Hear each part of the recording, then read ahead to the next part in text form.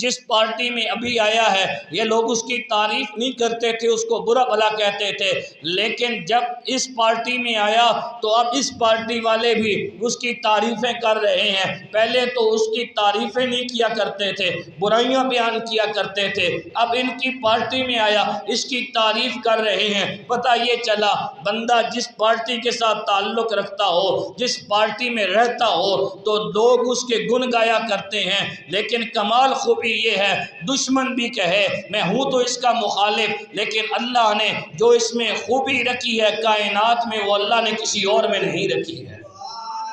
اللہ نے جو اس میں خوبی رکھی ہے وہ کائنات میں اللہ نے کسی اور میں خوبی نہیں رکھی۔ یہ محمد صلی اللہ علیہ وآلہ وسلم کا معنی ہے کہ دشمن بھی تعریف کرے۔ ابو جہل سے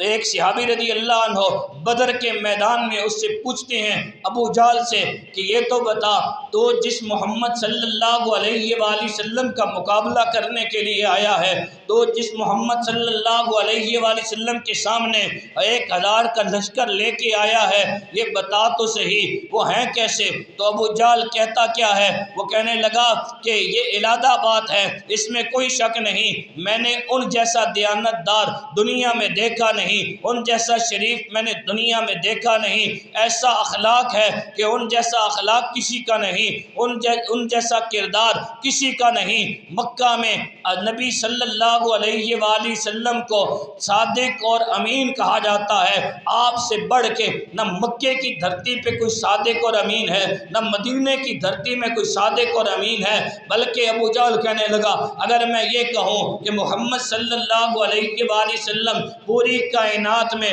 سب سے بڑھ کے صادق بھی ہیں، سب سے بڑھ کے امین بھی ہیں، تو یہ کہنا بالکل غلط نہ ہوگا۔ تو اس صحابی رضی اللہ عنہ نے ابو جہل سے یہ کہا کہ تو اتنی تعریفیں کرتا ہے کہ ان کا اخلاق اتنا اعلیٰ ہے، ان کا کردار اتنا اعلیٰ ہے، ان کی شانیں اتنی بلند و بالا ہیں، ان کی عظمتیں اتنی بلند و بالا ہیں، وہ صادق بھی ہیں، وہ امین بھی ہیں، پھر ان کا کلمہ پڑھ کے مسلمان کیوں نہیں ہو جاتا؟ تو پھر وہ ابو جہل جواب کیا دیتا ہے؟ کہنے لگا اگر میں ان کا کلمہ پڑھ کے مسلمان ہو جاؤں میرا ہولڈ ختم ہو جائے گا، میری پارٹی میں کوئی حیثیت نہیں رہے گی، میں یہ ساری باتیں تسلیم کرتا ہوں، لیکن اگر میں کلمہ پڑھ لوں پھر میری کون مانے گا؟ اس بدبخت کو یہ پتہ نہیں تھا کہ جو ان کی مان لیتا ہے اللہ پھر وہ عزتیں عطا کرتا ہے، کہ اللہ زمین پہ بھی شانیں عطا کرتا ہے، اللہ آسمان پہ بھی شانیں عطا کرتا ہے۔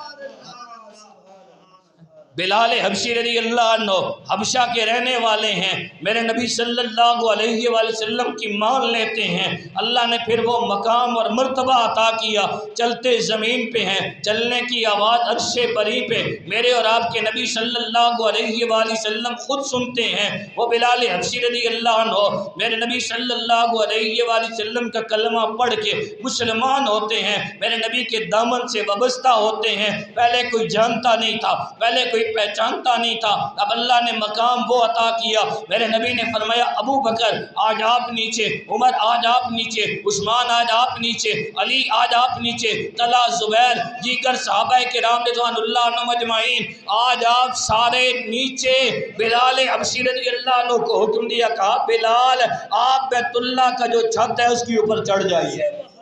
آپ بیت اللہ کی چھت کے اوپر چڑھ جائیے۔ حاضرین محترم، محمد صلی اللہ علیہ وآلہ وسلم کے نام کا دوسرا معنی میں نے آپ کے سامنے رکھا، اپنے بھی تعریف کریں بیگانے بھی تعریف کریں، اپنے بھی تعریف کریں بیگانے بھی تعریف کریں۔ انگریز گورنمنٹ کے دنیا کے 100 عظیم آدمی کے عنوان سے کتاب لکھی، جس میں انہوں نے لکھا کہ کائنات کا سب سے پہلا اور سب سے بڑا انسان جو ہے ان کا نام محمد الرسول اللہ صلی اللہ علیہ وآلہ وسلم ہے۔ اب محمد صلی اللہ علیہ وآلہ وسلم کے نام کا میں تیسرا معنی آپ کے سامنے رکھ رہا ہوں۔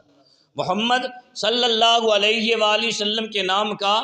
تیسرا معنی کہ محمد صلی اللہ علیہ وآلہ وسلم کے نام کا ایک معنی یہ ہے کہ محمد صلی اللہ علیہ وآلہ وسلم ہیں ہی تعریفوں والے، ہیں ہی تعریفوں والے۔ ذرا اس بات پہ غور کریں، محمد صلی اللہ علیہ وآلہ وسلم اس ہستی کو کہتے ہیں، اس ذات کو کہتے ہیں، اس شخصیت کو کہتے ہیں جو سر سے پاؤں تک سر سے پاؤں تک جن کے وجود کا ایک ایک حصہ قابل تعریف ہو، جن کے وجود کا ایک ایک حصہ قابل تعریف ہو، نگاہ کی تعریف ہو، زبان کی تعریف ہو، ہاتھوں کی تعریف ہو، قدموں کی تعریف ہو، چلنے کی تعریف ہو، پھرنے کی تعریف ہو، معاملات کی تعریف ہو، تجارت کی تعریف ہو۔ پھر صرف اسی پہ بس نہیں کہ ان کے وجود کی تعریف ہو، بلکہ جس چیز کی نسبت میرے اور آپ کے نبی صلی اللہ علیہ وآلہ وسلم کے ساتھ جڑ جائے وہ چیز بھی قابل تعریف ہو جائے،